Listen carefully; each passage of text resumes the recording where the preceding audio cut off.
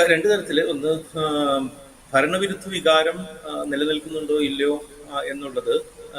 ഇന്ന് കെ മുരളീധരന്റെ ഒരു സ്റ്റേറ്റ്മെന്റ് കണ്ടു. ഭരണവിരുദ്ധ വികാരങ്ങൾ തെരഞ്ഞെടുപ്പിലേക്ക് വരിക, തെരഞ്ഞെടുപ്പിലേക്ക് വരാതിരിക്കുക, രണ്ട് സാധ്യതകളുമുണ്ട്.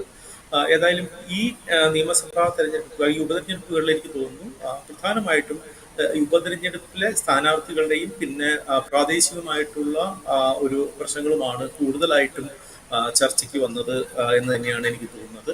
അപ്പൊ സംസ്ഥാനത്ത് ഭരണവിരുദ്ധ വികാരമുണ്ടോ ഇല്ലയോ എന്നുള്ളത് നമുക്ക് യഥാർത്ഥത്തിൽ തെരഞ്ഞെടുപ്പുകളിൽ നിന്നാണ് വ്യക്തമാവേണ്ടത്. പക്ഷെ അത് പൂർണ്ണമായിട്ടും അത് മനസ്സിലാക്കാനുള്ള ഒരു പോയിന്റ് ആയിട്ട് എനിക്ക് ഈ ഉപതെരഞ്ഞെടുപ്പിൽ തോന്നുന്നില്ല. എന്തായാലും അത് അത് ഒരുപക്ഷെ ഭരണവിരുദ്ധ വികാരം ഇല്ലായിരിക്കാം, അല്ലെങ്കിൽ അത് ഇതിൽ റിഫ്ലക്ട് ചെയ്തിട്ടില്ല എന്ന് വേണം നമുക്ക് മനസ്സിലാക്കാനായിട്ട്.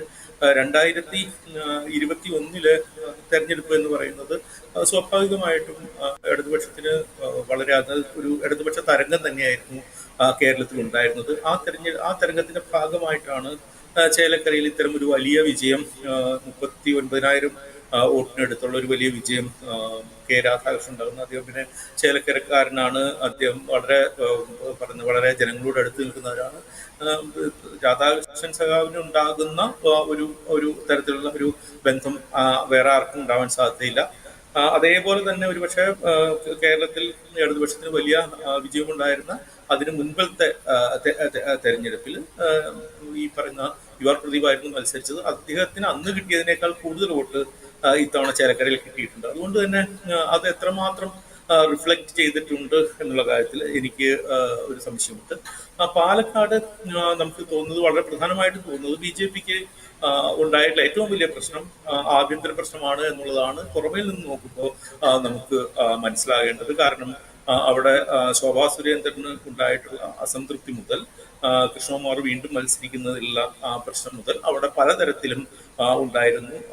BJP സംസ്ഥാന അധ്യക്ഷനോടുള്ള പ്രതിഷേധം പലതരത്തിൽ പുറത്തേക്ക് വരുന്നുണ്ടായിരുന്നു. ഇത്തരം കാര്യങ്ങൾ അവിടെ ഒരു പ്രധാനമായും പ്രതിഫലിച്ചു എന്നുള്ളതാണ്. നമുക്ക് നോക്കുമ്പോൾ 14 റൗണ്ടിൽ ഏതാണ്ട് 2 റൗണ്ടിൽ മാത്രമാണ് BJP ഒന്നാം സ്ഥാനത്ത് എത്തിയിരിക്കുന്നത്. ആദ്യത്തെ ഇപ്പോൾ നഗരപ്രദേശത്തുള്ള ഒരു റൗണ്ടിലും അതിനുശേഷം 5ാം റൗണ്ടിലും മാത്രമാണ് BJP ഒന്നാം സ്ഥാനത്ത് എത്തിയിട്ടുണ്ട്. സാധാരണഗതിയിൽ മുനിസിപ്പാലിറ്റിയുടെ പ്രദേശങ്ങളിലുള്ള ഏതാണ്ട് മിക്കവാറും സ്ഥലങ്ങളിൽ BJP ഒന്നാം സ്ഥാനത്ത് എത്താറുണ്ട്. അവസാന ഘട്ടത്തിൽ പഞ്ചായത്ത് ലെവലിലേക്ക് എത്തുമ്പോഴാണ്, പ്രത്യേകിച്ചും ബിരിയാലി പഞ്ചായത്തിൽ UDF-നും കോൺഗ്രസിനും ലീഗിനും വലിയ സ്വാധീനമുള്ള സ്ഥലത്തേക്ക് എത്തുമ്പോഴാണ് കോൺഗ്രസിന് കുറച്ചെങ്കിലും ഒരു നേട്ടം ഉണ്ടാകാറുള്ളത്. അവസാനം കണ്ണാടി പഞ്ചായത്തോ ഒക്കെ എത്തുമ്പോഴേക്കാണ് ഒരു കഴിഞ്ഞ തവണയെല്ലാം കഷ്ടിച്ചാണെങ്കിലും ഷാഫി പറമ്പിൽ ജയിച്ചു വന്നത്.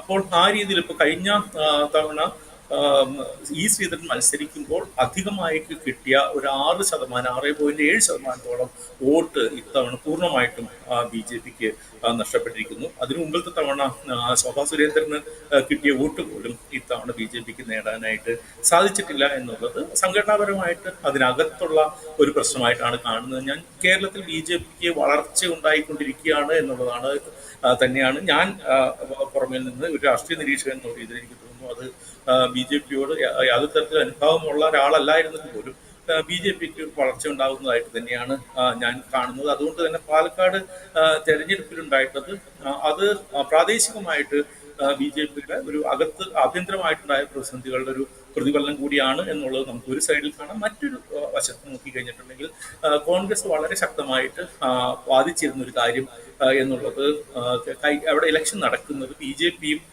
കോൺഗ്രസുമായിട്ടാണ്. ഇടതുപക്ഷം അവിടെ പ്രസക്തമല്ല എന്നുള്ളതുകൊണ്ടാണ്. അത് കാരണം തന്നെ സെക്യുലറായിട്ട് ഉള്ള ഒരു വിഭാഗം ആളുകളെ സംബന്ധിച്ചിടത്തോളം BJP കേരള നിയമസഭയിൽ എത്തുക എന്നുള്ളതിനെ തടയണമെന്ന് കരുതുന്ന ഒരു വിഭാഗം ആളുകളെ സംബന്ധിച്ചിടത്തോളം അവർക്ക് കോൺഗ്രസിനോട് അനുഭവം ഉണ്ടോ ഇല്ലയോ എന്നുള്ളതല്ല, മറിച്ച് BJPയെ ഭരണത്തിലേക്ക് വരിക തടയുക എന്നുള്ളത് കൂടി അവരുടെ ഒരു രാഷ്ട്രീയ ആവശ്യമാണ്. അതിന്റെ കൂടി ഒരു പ്രതിഫലനം കോൺഗ്രസിന് അനുകൂലമായിട്ട് അവിടെ പാലക്കാട് ഉണ്ടായിട്ടുണ്ട്. അതും BJPക്ക് ഏതായാലും ദോഷകരമായിട്ട് ബാധിച്ചിട്ടുണ്ട് എന്നുള്ളതാണ് എനിക്ക്.